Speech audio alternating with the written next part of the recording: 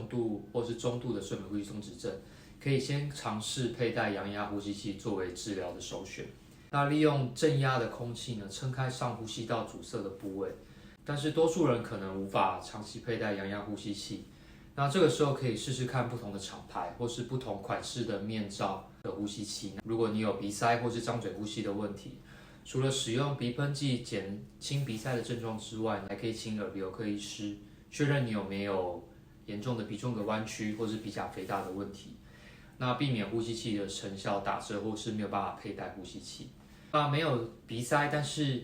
常常张嘴呼吸的病人呢，可以用市售的贴布将嘴巴尝试贴起来，那逼你睡觉的时候用鼻子呼吸，那一样可以减轻打呼的音量，也改善张嘴呼吸的问题。那佩戴呼吸器不好翻身或长期用嘴巴呼吸的病人呢，通常会戴不住，那或者是携带不方便造成困难。